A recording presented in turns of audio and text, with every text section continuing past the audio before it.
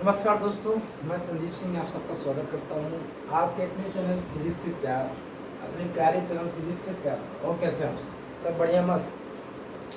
चलिए आज हम आपके सामने एक बहुत शानदार टॉपिक, बहुत इम्पोर्टेंट टॉपिक रे ऑप्टिक्स का, जो भी क्लास 10th और 12th के बच्चे हैं दोनों देख सकते हैं। दोनों के लिए है, आप लोगों के लिए बेटे जो भी क्लास 10th के बच्चे हैं उनके लिए बेटे एनटीएससी और ओलंपियाड में इससे बहुत सारे क्वेश्चन बनते हैं, और जो आईसीसी बोर्ड के बच्चे हैं उनके लिए तो पढ़ना ही चाहिए, इस लेक्चर को देखना चाहिए।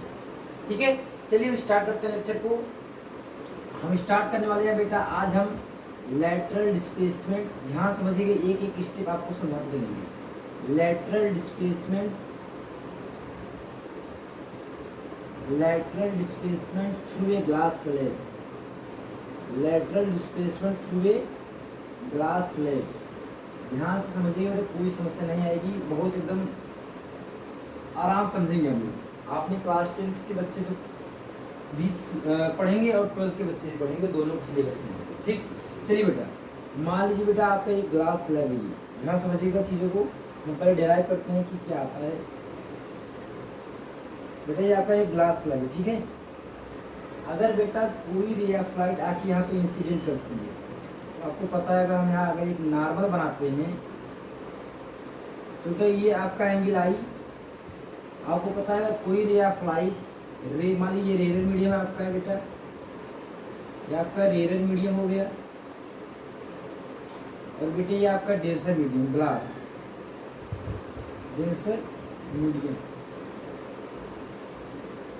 बेटा अगर रेयर मीडियम से डेंसर मीडियम में कोई भी रे ऑफ लाइट आती है तो आपको पता है कि वो नॉर्मल की तरफ बेंड हो जाती है। तो मैंने इसको नॉर्मल की तरफ बेंड करा दिया। तो यहाँ हम एक इस सरफेस पे भी हम लोग एक नॉर्मल बनाते हैं। अब बेटा रे ऑफ लाइट कहाँ से कहाँ जा रहा है, ये डेंसर मीडियम, ये रेयर मीडियम।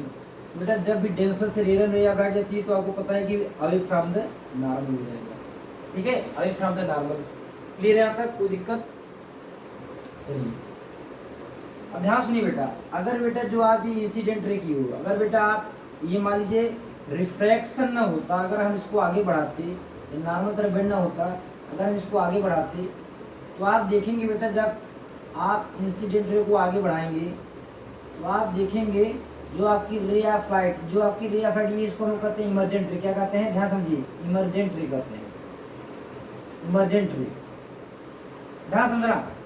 अब बेटा अगर ये रे ऑफ लाइट नॉर्मल तरफ बेंड ना होती तो बेटा बिल्कुल ऐसे सीधे निकल जाती। तो एट लास्ट देखोगे बेटा जो आपकी रे ऑफ लाइट ग्लास से बाहर गई, केवल ये लैटरली क्या हुआ, डिस्प्लेस हो गया है, डायरेक्शन नहीं चेंज हुआ है बेटा। केवल क्या हुआ है, ये रे ऑफ लाइट जो इंसिडेंट रे आ रही थी ये लैटरली क्या हुआ, लैटरली मतलब पैरेलल क्या हुआ, इसके डिस्प्लेस्ड हो गया।